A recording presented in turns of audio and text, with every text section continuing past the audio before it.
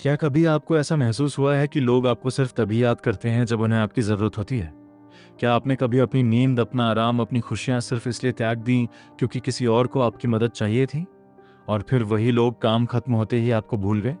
अगर ऐसा आपके साथ भी हुआ है तो ये कहानी आपके लिए है, क्योंकि कभी-कभी ज़िंदगी का सबसे बड़ा सबक हमें उन्हीं लोगों से मिलता है जिनकी हम सबसे ज़्यादा परवाह करते हैं।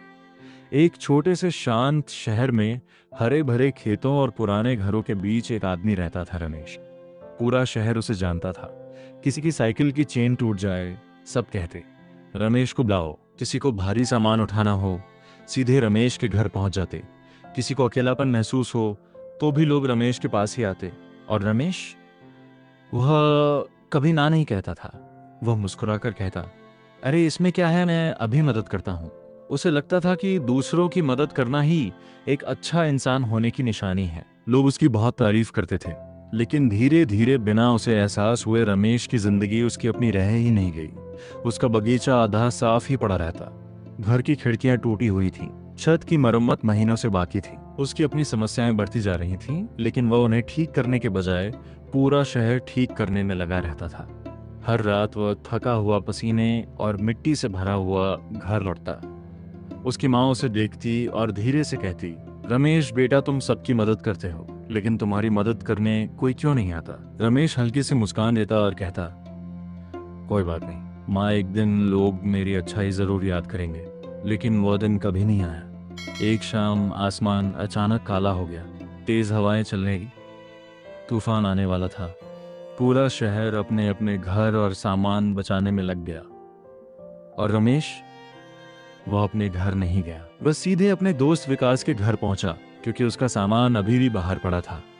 दोनों जल्दी जल्दी सामान अंदर रखने लगे, लेकिन इस बीच रमेश के अपने बगीचे का फर्नीचर बाहर ही पड़ा रहा। उसके पौधे भी खुले रह गए। और फिर तूफान आ गया। तेज बारिश, भयानक हवा। जब रमेश घर पहुंचा तो उसका पूरा बगीचा कीचड़ और टूटे सामान में बदल चुका था। वो सीढ़ियों पर बैठ गया। बारिश उसके चेहरे से टपक रही थी।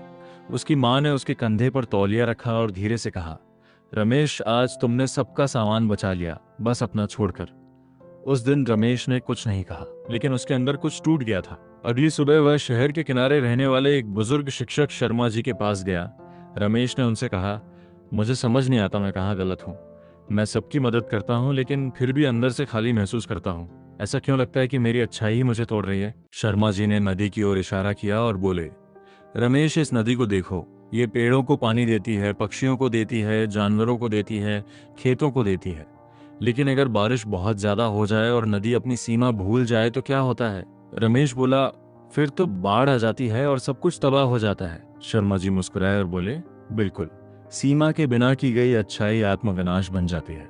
तुम अच्छे हो रमेश, लेकिन तुम्हारी कोई सीमा नहीं है। तुम सबके लिए दौड़ते हो पर अपने लिए कभी नहीं। फिर उन्होंने कहा, अगले 7 दिनों तक किसी को तुरंत हाँ मत कहना। पहले खुद से पूछना, क्या इस मदद से मेरा समय, मेरी शांति या मेरी ऊर्जा खत्म होगी? अगर जवाब हाँ हो तो कहना आज नहीं। अगले दिन विकास दौड़ता हुआ आया। रमेश, जल्दी आओ, एक भारी बॉक्स उठाना है। रमेश ने अपने टूटे हुए बाड़े की तरफ देखा जो महीनों से ठीक नहीं हुआ था। उसका दिल हाँ कह रहा था, लेकिन उसने गहरी सांस ली और कहा, माफ करना विकास, आज मुझे अपना बाड़ा ठीक करना है। मैं बाद में मदद करूंगा, लेकिन आज नहीं। विकास हैरान रह गया। तुम क्या कह रहे हो? रमेश ने शांत होकर सिर हिलाया। विकास चला गया। रमेश को थोड़ी ग्लानि हुई, लेकिन कुछ घंटों बाद उसका टूटा हुआ बाड़ा महीनों बाद फिर से मजबूत खड़ा था। और पहली बार रमेश को अपने जीवन पर गर्व महसूस हुआ। धीरे धीरे दिन हफ्तों में बदल गए। रमेश अब हर किसी के बुलाने पर दौड़ कर नहीं जाता था। उसने अपनी नींद और अपनी शांति कुर्बान करना बंद कर दिया। वह सुबह जल्दी उठकर अपने बगीचे की देखभाल करने लगा, घर साफ किया, अपने ऊपर समय लगाने लगा। और फिर एक अजीब बात हुई, लोग अब उसका ज्यादा सम्मान करने लगे। विकास ने अपनी समस्याएं खुद हल करना शुरू कर दिया। पड़ोसी छोटी छोटी बातों के लिए उसे परेशान करना बंद कर चुके थे। शहर वही था, लेकिन अब कोई रमेश को उपयोग करने वाली चीज नहीं समझता था। उसका घर सुंदर हो गया, बगीचा हरा भरा हो गया, और सालों बाद रमेश खुलकर हंसा। अब वो सबके लिए हमेशा उपलब्ध रहने वाला आदमी ही था। वो अपने मूल्य को समझने वाला इंसान बन चुका था। एक दिन शर्मा जी उसे मिलने आए। उन्होंने उसका सुंदर बगीचा देखा और मुस्कुराते हुए पूछा, तो रमेश, जब तुमने सबको हाँ कहना बंद किया तो क्या दुनिया टूट गई?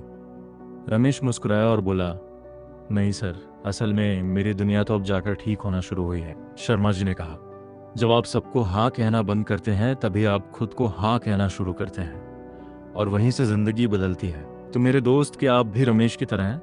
क्या आप ज़रूरत से ज़्यादा देते हैं? क्या आप दर्द होने पर भी हाँ कह देते हैं? तो ये बात याद रखिए, ना कहना आपको स्वार्थी नहीं बनाता, यह आपको मजबूत बनाता है। इसका मतलब है आप दबाव नहीं, शांति चुन रहे हैं। आपका समय, आपका मन और आपका दिल बहुत कीमती है। इनकी रक्षा कीजिए, क्योंकि दुनिया आपकी कदर तभी करेगी जब आप सबसे पहले खुद की कदर करना शुरू करेंगे।